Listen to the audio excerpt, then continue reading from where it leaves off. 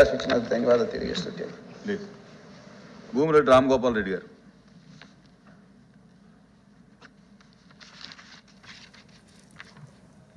Sir, governor గారి ప్రసంగం మీద ధన్యవాదాలు. తీర్మానానికి చర్చలో పాల్గొనే అవకాశం కల్పించిన మీకు ప్రత్యేక ధన్యవాదాలు సార్. ముఖ్యంగా నిన్న గవర్నర్ గారి ప్రసంగంలో ఈ ప్రభుత్వం అర్థసత్యాలు అసత్యాలు పలికించి ఈ రాష్ట్ర ప్రజలను తప్పుదోవ పట్టించే ఒక బృహత్తర కార్యక్రమానికి శ్రీకారం చుట్టడం జరిగింది. ముఖ్యంగా ప్రపంచంలోనే ఎక్కడా లేని విధంగా విద్యా సంస్కరణలు చేసి పెద్ద ఎత్తున విద్యకు సమున్నత స్థానం కల్పిస్తామని చెప్పి ఈ ప్రభుత్వం చెప్పడం జరిగింది అధ్యక్ష. కానీ ఈ ప్రభుత్వం వచ్చిన తర్వాతనే ముఖ్యంగా ప్రభుత్వ పాఠశాలలు నిర్వీర్యం అయిపోయి ఈరోజు పెద్ద ఎత్తున డ్రాప్అవుట్లు అయ్యే పరిస్థితి ఈరోజు కనపడుతుంది అధ్యక్ష. ముఖ్యంగా భారతీయ జనతా పార్టీ పాలిత రాష్ట్రాల్లో కూడా అమలు చేయలేని జాతీయ విద్యా విధానాన్ని జగన్మోహన్ రెడ్డి గారి ప్రభుత్వం ఈ రాష్ట్రంలో అమలు చేసి ప్రాథమిక విద్యను సర్వనాశనం చేయడం జరిగింది అధ్యక్ష. జీవో నెంబర్ 117 తీసుకొని వచ్చి పాఠశాలను విలీనం చేసి అనేక గ్రామీణ ప్రాంతాల్లో పేద బడుగు బలహీన వర్గాలకు సంబంధించిన పిల్లలు చదువుకునే పాఠశాలల్లో ఈరోజు అనేక మంది పిల్లలను విద్యకు దూరం చేయడం అధ్యక్ష. అంతేకాకుండా జగన్మోహన్ రెడ్డి గారి పాదయాత్ర చేసే సమయంలో 26,000 టీచర్ పోస్టులు ఖాళీగా ఉన్నాయని చెప్పి ఆ రోజు చెప్పి ఈరోజు కేవలం 4.5 సంవత్సరాల గమ్మునంటి ఎన్నికల ముందుగా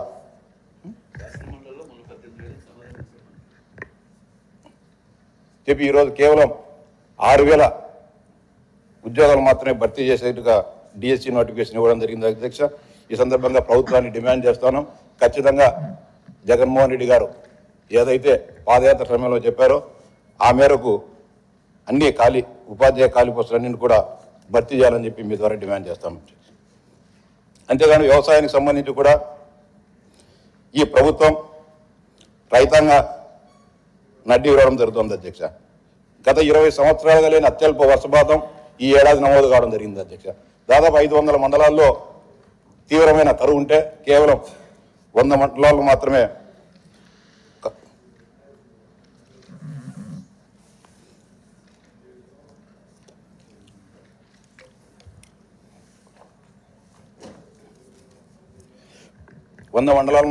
కరువు మండలాలుగా ప్రకటించి రైతాంగానికి తీవ్ర అన్యాయం చేయడం జరిగింది అధ్యక్ష.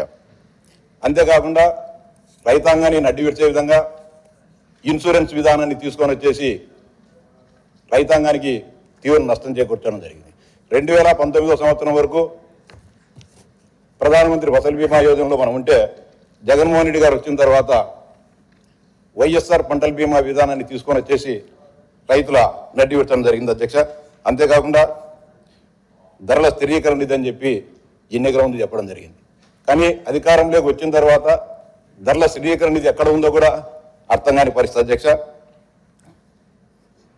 అంతేకాకుండా నీటిపారుదల రంగానికి సంబంధించి 2019 తర్వాత ఏ ఒక్క ఎకరాకైనా అదనంగా సాగునీరు ఏమైనా అందజేశారో ఈ ప్రభుత్వం ఎక్కడైనా చూపించగలదని కూడా నేను ప్రశ్నిస్తా అధ్యక్ష. ముఖ్యంగా రాయలసీమ ప్రాంతం సస్యశ్యామలం చేస్తామని చెప్పి రాయలసీమ ఎత్తిపోతల పథకాన్ని ప్రారంభించి శంకుస్థాపన చేసి దాన్ని నేషనల్ గ్రీన్ ట్రిబ్యునల్లో స్టే రావడం జరిగింది.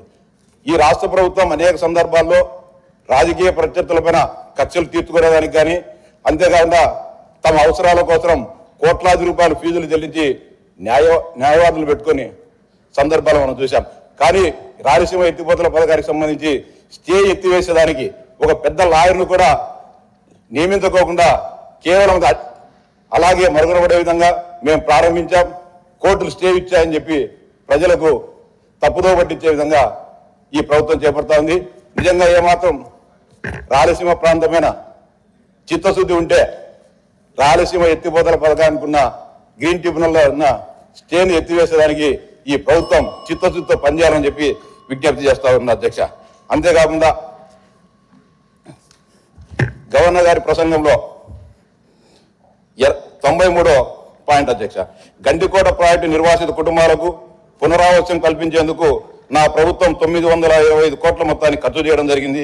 27 టీఎంసీల పూర్తి సామర్థ్యం మేరకు నింపడమైందని చెప్పారు అధ్యక్ష. ఈ రోజు కూడా దాదాపు జగన్మోహన్ రెడ్డి గారు ముఖ్యమంత్రి కాకముందు గతంలో మేము ఒక్కొక్క వ్యక్తికి 6,75,000 రూపాయలు నిర్వాసులకు ఇస్తే నేను అధికారంలోకి వచ్చిన తర్వాత 3,25,000 రూపాయలు అదనంగా ఇస్తా అని చెప్పి ఆ రోజు కల్లబల్లి హామీలు ఇచ్చి జగన్మోహన్ రెడ్డి గారు చెప్పడం జరిగింది. ఈ రోజు కూడా దాదాపు ఇంకా 400 కోట్ల రూపాయలు ఆ నిర్వాసిత ప్రజలకు ఇవ్వాల్సి ఉండగా ఇక్కడ మాత్రం గవర్నర్ గారితో అసత్యాలు చెంపించి మొత్తం 925 కోట్లు చెల్లించామని చెప్పడం జరిగింది. గౌరవ సభ్యులు రామసుబ్బారెడ్డి గారు ప్రాంతానికి సంబంధించిన వ్యక్తే. నిజంగా ఆయనకైనా కానీ అనేక సందర్భాల్లో ఆయన దగ్గర కూడా నిర్వాసులు రావడం జరుగుతుంది. మాకు ఎప్పుడు డబ్బులు ఇస్తారని చెప్పి ఇంతగా ఈ సభను తప్పుగా పట్టించే విధంగా గవర్నర్ గారితో అసత్యాలు చెప్పించడం జరిగింది. అంతేకాకుండా తెలుగుదేశం ప్రభుత్వంలో టిట్కో ఇళ్లను పూర్తి చేస్తే దాదాపు 90% పూర్తి అయితే వాటిని కూడా లబ్ధిదారులకు ఇవ్వకోకుండా వేధించడం జరుగుతుంది అధ్యక్ష. అంతేకాకుండా రాష్ట్రంలో ఎక్స్టర్నల్ ఎయిడెడ్ ప్రాజెక్ట్ కింద మంజూరైన రోడ్లు కానీ కేంద్ర ప్రభుత్వం మంజూరు చేసిన ప్రధానమంత్రి సడక్ యోజన రోడ్లను కూడా చేయలేని దారుణమైన పరిస్థితిలో ఈ ప్రభుత్వం ఉంది అధ్యక్ష. ఈ సందర్భంగా మీ ద్వారా రాష్ట్ర ప్రభుత్వానికి గౌరవ ముఖ్యమంత్రి విజ్ఞప్తి చేస్తున్నా. పులివెందుల నియోజకవర్గంలోని ఈఏపీ కింద పిఎంజేఎస్వై కింద మంజూరైన రోడ్లను 3-4 సంవత్సరాల కింద మంజూరైన రోడ్లు ఈ రోజు కూడా పనులు ప్రారంభించలేదంటే ఈ ప్రభుత్వ పనితీరు ఏ విధంగా ఒకసారి అర్థం చేసుకోవాలని చెప్పి మీ ద్వారా తెలియజేస్తున్నా అధ్యక్ష. అంతే దయచేసి కూర్చోండి, ప్లీజ్ కూర్చోండి.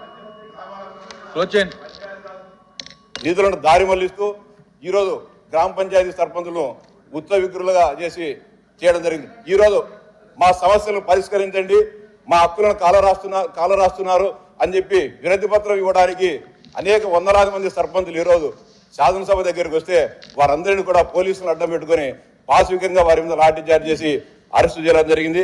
మీ ద్వారా ప్రభుత్వాన్ని డిమాండ్ చేస్తానా ఖచ్చితంగా అరెస్ట్ చేసిన సర్పంచులందరినీ కూడా విడుదల చేయాలని చెప్పి కూడా విజ్ఞప్తి చేస్తున్నా. జగన్మోహన్ రెడ్డి గారు అంతకుముందు ఎన్నికల ముందు జమ్మలమడుగు నియోజకవర్గంలో కడప స్టీల్ ప్లాంట్ను పూర్తి చేస్తేనే నేను మళ్ళీ ఎన్నికలు ఓట్లు అడుగుతా అని చెప్పి చెప్పడం జరిగింది. మరో 2-3 నెలల్లో ఎన్నికలు జరుగుతానే ముఖ్యమంత్రి గారికి ఏమైనా చిత్తశుద్ధి ఉంటే ఖచ్చితంగా ఆ ప్రాంతంలో తమ అభ్యర్థులను కూడా పెట్టకూడదని చెప్పి కూడా మీ ద్వారా విజ్ఞప్తి చేస్తానన్న మాట నిలబెట్టుకోవాలని చెప్పి కోరుతాను అధ్యక్ష. అంతేకాకుండా ఇరిగేషన్ సంబంధించి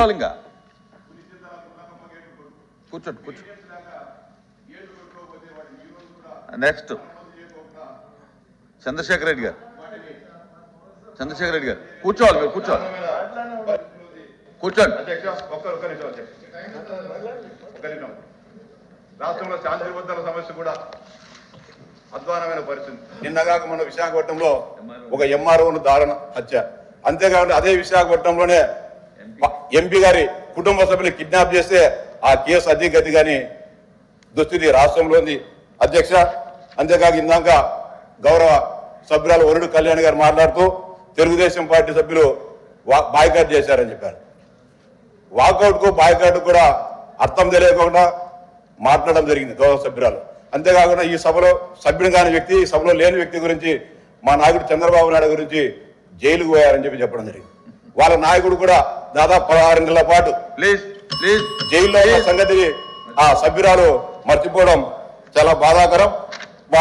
మాటల్లో